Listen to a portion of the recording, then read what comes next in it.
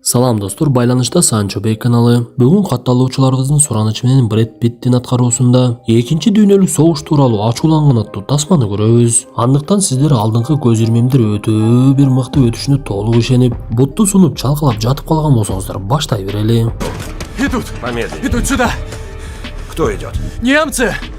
1945 жылдын апрель айлары Экинчи дүйнөлүк согуштун аякташы жакындап германиялык баскынчылар аркага кайтып жаткан мезгили. Согуш талаасында катуу беттеш жүрүп бар жоктун баары өрттөнгөн мезгилде немец жокерлеринин бири ат минип алып жанагы жерлерди аралап жүргөн. Бир кезде эле танканын үстүнөн билгизбей эле аны бир адам баса калып ошол жерде өлтүрүп салып, ал минген атты бошотот да ал жерден агытып жиберет. Бул баш каарманыбыздын бири танкадагылардын башчысы Дон Колер болчу. Биз мындан соң танканы оңдоп жаткан Греди, мексикалык Гордо жана үчүнчүсү Бойт деген адамдарды көрөбүз. Көрсө булар америкалык согушкерлер экен. Алар бул беттеште өздөрүнүн 5-чи адамын жоготуп, ага бир аз кайгырып олтурган мезгили болчу. Бир убакта эле ал жака немецтер жарылуучу заттары менен аткылап, Греди танканы акырында оңдойт да ал жерден шашпай тез-тез качып жөнөшөт. Бир убакта эле алар америкалык жоокерлер топтолуп калган жерге келишип, биз ал жерден көптөгөн немец туткундарын жана америкалык жоокерлер кийинки беттешке даярданып жатканда күбө болобуз. Ушул жерде аныкталгандай каармандарыбыз буга чейинки беттешке 5 танка болуп, өздөрү эле жалгыз кайтып келип, башкалар аларды өлдү деп ойлоп эле, бирок тирүү көргөндө аябай кубанып учурашып тосуп алышат. Алар жанагы танканын ичиндеги 5-чи адамдын өлүгүн алып чыгып, аны алып кетишкенден соң Дон адамдарына жумуштарды дайындайт дагы өзү алыс жака басып кетти. Көрсө ал кол астындагыларга өзүнүн алсыз экенин көрсөткүсү келбей, алысыраак тарапка барып ыйлагысы келип эле кысылган темин үшкүрүп эле чыгарып алды окшойт. Бир кезде эле каарманыбыздын жанына Норман деген жапжаш бала жетип келип, мени сизге атайын жөнөтүштү, танканын 5-чи адамы мен болом. Бирок менин аскерде кызмат кылганыма 2 эле ай болду десе, каарманыбыздын жини келип, өздөрүнүн танкасын көрсөтөт дагы эч ким менен достошпогун деген кеңешин айтат. Анткени бул согуш 5 жылдан бери уланып, ал жердеги адамдар көптөгөн досторун жоготуп, анан да адамдардын өлүмдөрүн көрө берип согуштан аябай эле чарчап калгандай. Норман танкага барып каармандарыбыз менен таанышайын десе, аны жаңы келген окуучудай эле чумар этетип ар кандай суроолорду берип байкушту кыйнашты окшойт. Анда Греди Норманга танкадагы өзүнүн ордун көрсөтүп, ал жерди тазалап койгунуң, жашоонун кызыгы сага эми башталды деп айткан кезде Норман жанагы танканын ичине кирип тазалап кирсе, ал жердин тегерек четинин баардыгы кан болуп, анан дагы буга чейин өлгөн адамдын бетинин бир бөлүгү калып кетиптир. Бир кезде 5 танканы даяр кылып, алар жолго чыгып жөнөй башташты.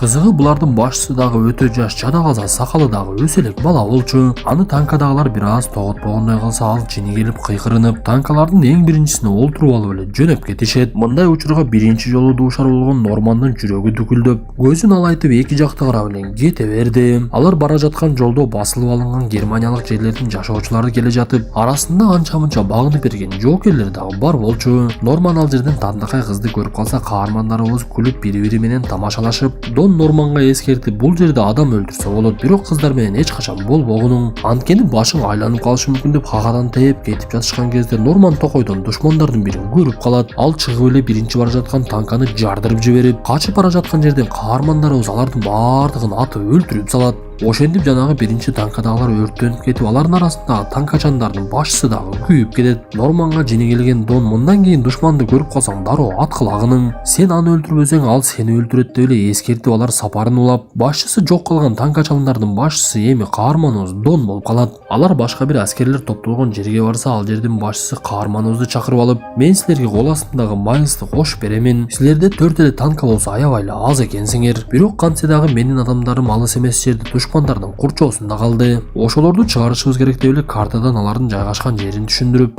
Дон башка танкачандарга дагы түшүндүрүп эле ошол жака жөнөп кетишет. Экипажи, ярость, старушка Филлис, Льюси Сью, убийцы.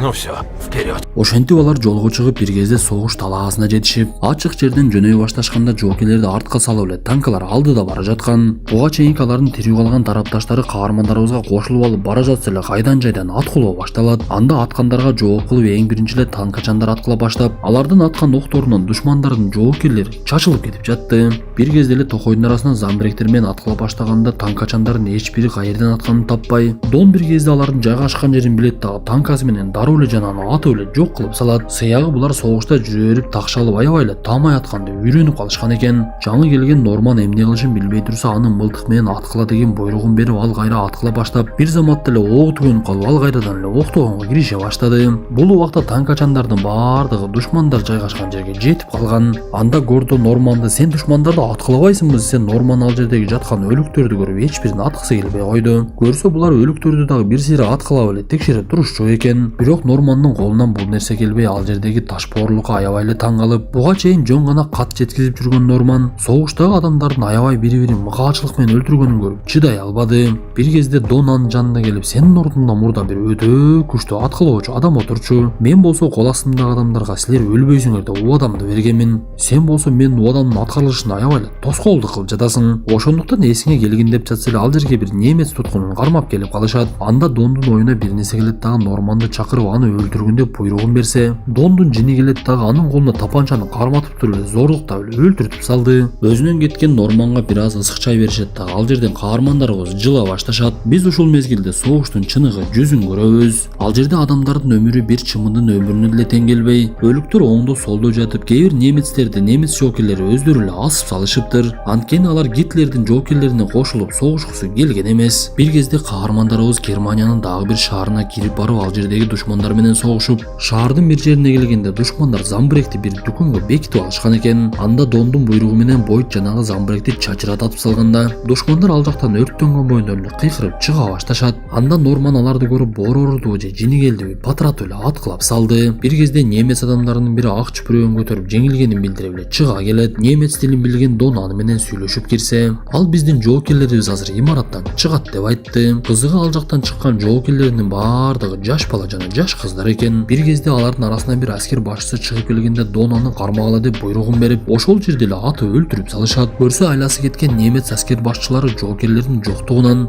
жаш балдар кыздарды согушка тарта башташыптыр.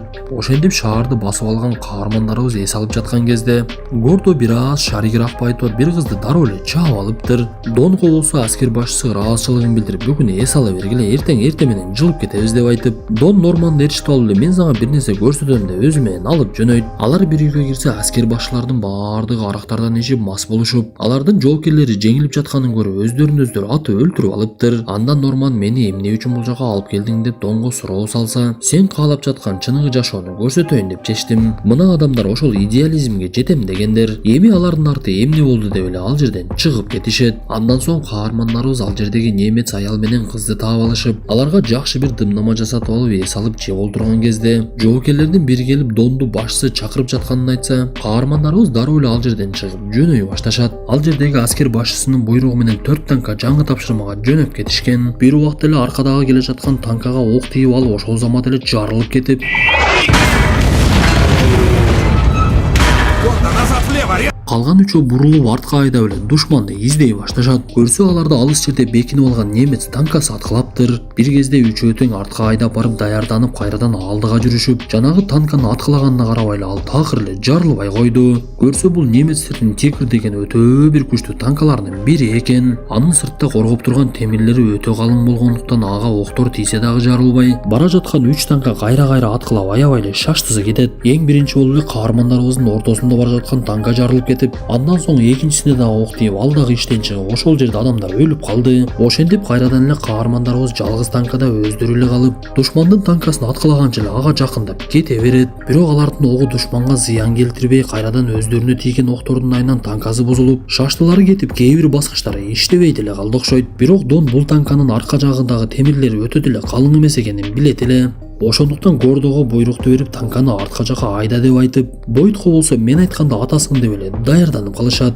Бир кезде алар танкага аябай эле жакын барып, Дон буйругун берип, алар кайра аткылап, акырында душмандын танкасын жардырып, анын ичиндеги адамдарды атып дагы өлтүрүп тынышат. Бирок бул беттеште өздөрүнүн танкасы дагы жаракат алып, анын ичиндеги байланышка чыга турган аппараты дагы иштен чыгып калыптыр. Бирок Дон бизге берилген буйрукту аткарышыбыз керек деп алар сапарын улап бара жаткан кезде, жолдо бара жаткан жарылуучу затка туш болуп калып, алардын дөңгөлөгүнүн темири үзүлүп эле түшүп калды. Анда Дон Норманды дароо эле алдыга жөнөтүп, "Сен бийикке чыгып эки жакты карап тургонуң, душмандар бул жака келип калбасын. Биз болсо танканы оңдогонго аракет кылалы деп эле аны жөнөтүп жиберсе, Норман бийиктикке чыгып талдардын арасында отуруп алып бир аз курсак ачкан байтур өзөк жалгап алайын деп эле ал жерден тамактанып жатса ызы чуу үндөр чыга баштайт. Көрсө каармандарыбыз турган жакка аябай эле көп немис жоокерлери тизилип эле келе жатышыптыр. Анда Норман артын карабай чуркап Донго келип баардыгы жөнүндө маалымат берип, муну уккандар ал жерден качууга даярданып эле керектүү нерселерин ала башташат. Бирок Дондун арткага кайтуу эч эле ою жок экен. Ал берилген тапшырманы аткарышыбыз керек. Силер кетем десеңер мен каршы эмесмин. Мен болсо бул жерде каламын.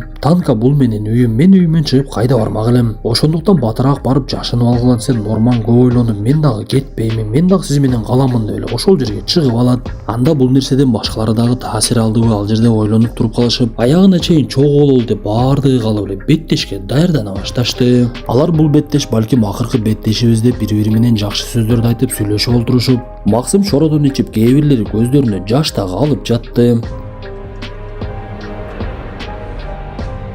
Ошентип жанагы топтолгон немис жоокерлери аларга жакындап келип калып, Дон адамдарын алар болушунча жакындап келе берсин, мен буйругумду бергенде баштайбыз. Үн чыгарбай кыймылдабай олтуругула десе жанагы жоокерлер танканы курчай башташат. Жоокерлердин бири бир кезде келип танканы ачкан кезде атыш башталып, каармандарыбыз патыратып эле жоокерлерди биринин артынан бирин өлтүрө башташат. Анда бул убакка чейин такшалып бүткөн Норман деле эч эле аткандан аяган жок. Ал дагы чекеден эле баардыгын кырып аткылап, Грейди танкага окторду салса, Бойт болсо унааларды жардырып эле аткылап кирет. Ошентип булардын беттеши өтө көп уланып, бир малда караңгы кирип калганын эч ким деле сезбей калат. Немис жоокерлери кайда жашынбасын каармандарыбыз ошол жакты аткылап, бир малда октору түгөнүп эмне кылышын билбей калганда Дон азыр мен сыртка чыгамын. Сырттагы танкага иленген октордун баардыгын алып кирбесем болбойт окшойт. Ошондуктан силер мени коргоп турула деп Кордо менен Норман дагы сыртка чыгып мылтыгы менен аткылап, бул убакта Дон сырттагы октордун баардыгын ичине ташып кирип кетет.